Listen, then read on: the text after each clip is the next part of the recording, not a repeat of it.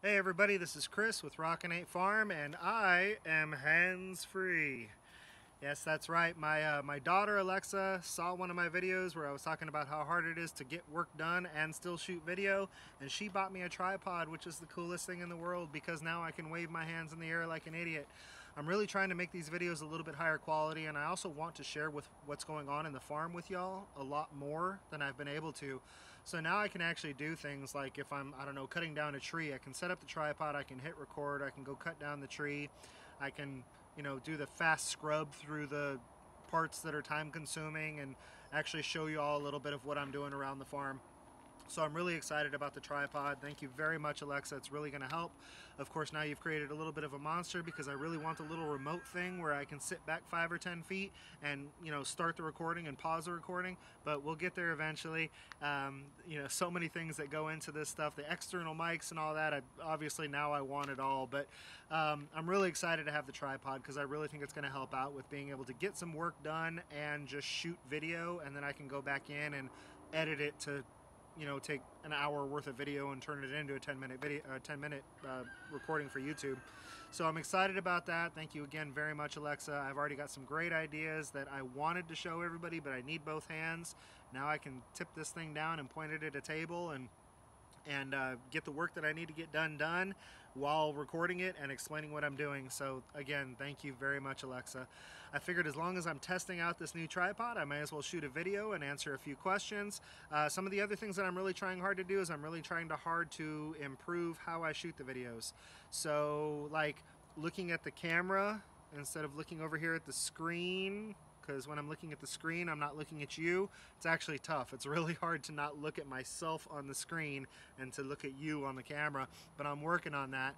I also, you may have noticed, now we are in landscape mode instead of in portrait mode because I didn't realize that it really made a difference, but apparently for YouTube it makes a huge difference. So hopefully this is going to be a higher quality video, and I owe a lot of it to my family who's giving me a lot of support, and we'll see how we can keep this thing going.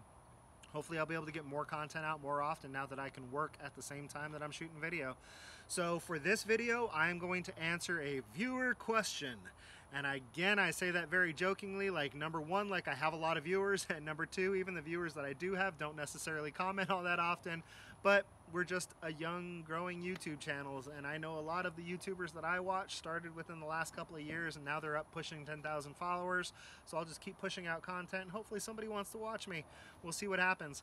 So Alex asked what vegetables could be put in the ground right now, and then he also asked me whether it was better to do in the ground or raised beds. So kind of a two-part question here, and I'm going to try and get through it fairly quickly because I would love to keep the video under 10 minutes. We'll see how we do. But Alex lives in Central Phoenix, so this is going out to all my Phoenix peeps. And every place in the country is different. So this isn't necessarily totally geared towards Phoenix because it could be very applicable to a lot of other parts of the country. But also what I really want to encourage people to do through a video like this is grow something. All right, just grow something. I mean, there's just, if you take one thing that you buy a lot of at the grocery store and you start growing it yourself, you are increasing your self-reliability and your self-sufficiency, and you're saving yourself some money, and you're also teaching your children or teaching yourself a little something that our grandparents and great-grandparents just always did because it's the way it was done. So it's a good way to bring kind of the old ways back, and then you know where that lettuce is coming from, or you know where those jalapenos are coming from and what chemicals were used to treat them. So just grow something. Pick one thing that you get from the grocery store on a regular basis and start growing it yourself. I just want to encourage everybody to do that no matter where you live in the country or in the world. But specific to Arizona, what can you get in the ground right now? Well, right now, for a lot of us, it's leafy green time. So you're going to be talking about your lettuces, spinaches, leafy lettuces especially. Although in some areas of the country, you can get head lettuce in right now, and Phoenix may be one of them. I'm not 100% sure about that, but I'm going to tell you how to find out later. So leafy lettuces, spinaches, kales, collards, mustard greens, your radishes and your turnips and your beets. I like the greens off of all of those, but you also can get the radish, turnip, and beet. Carrots, get them in the ground right now, and everything that I just mentioned, that's all from seed. So right now is the time in central Arizona to get those seeds in the ground and start nursing them up so that you can have some greens through the fall and even into the winter. Because the nice thing about living in Phoenix, while the end of July, when it is hotter than Satan's butthole and unbelievably dry, and it's very difficult to grow, not to say you can't, because look around all over Phoenix. Fields of cotton, fields of watermelons, fields of onions, growing roses. You can grow in the desert. That's been proven for decades and decades and decades in Phoenix. So just because it's hot and dry and arid doesn't mean you can't grow. It's all about moisture retention, and in some cases, giving the plant some shade. Shade cloth works wonders. So all the stuff I just mentioned from seed, cucumbers from seed right now, I definitely think if you got some cucumber seed in the ground, got them up and going, you could get a really good cucumber harvest before you were in any danger of frost. You do have that extra 30 to 45 days of growing season that I don't have. My first frost date is right around November 10th, November 15th. Central Arizona, December 15th or so-ish. So, you've got an extra 30 days there. And having lived there for 32 years, I remember plenty of years where we never did get a freeze.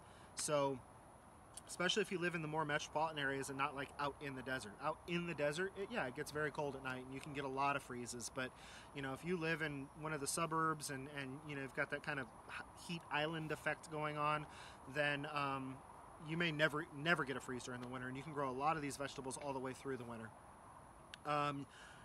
Tomatoes, I think you could get some tomatoes going right now. Those I would do from transplant. If I lived in Phoenix, I'd make a run at peppers. Why not?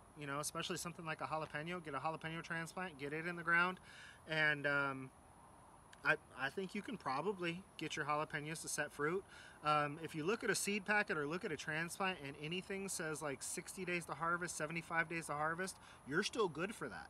You're still good for that because you've got, it's September 12th now, so you've got 90 days until your first recorded, average frost date. So anything that says it's 60, 75 days in there from planting to harvest, you're good. Onions and garlic. Onions in Phoenix, I think I read somewhere, wait till December, get those bulb onions in the ground. But garlic is next month, October. Get that garlic in the ground. You can cut the greens off it during the winter if you really want to. I love garlic greens, and but then you're going to harvest next summer. So your onions and your garlic, you're going to plant them October, November, December.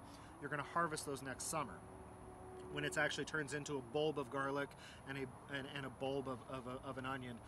So let me see, what else? Brassicas, broccoli, cauliflower. I would probably do those from transplant starts right now as opposed to seed. I can't really think of anything else off the top of my mind right now. I jotted down a couple of notes just for your general area, because obviously I'm not growing in Phoenix, I'm growing in Central Texas. But one thing I can tell you is go check out the website of your county extension office.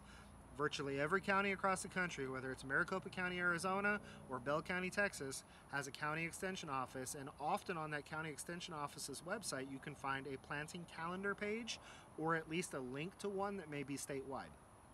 So there's also websites like Mother Earth News or the Old Farmer's Almanac. A lot of them have planting calendars, but since a lot of those are out of more centralized areas, they're kind of taking guesses too.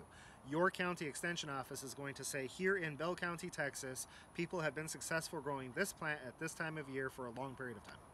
And then you have a fairly good possibility that you're going to be successful as well. So check out your county extension office's website and look for a planting calendar, and that's going to go a long way to helping you out.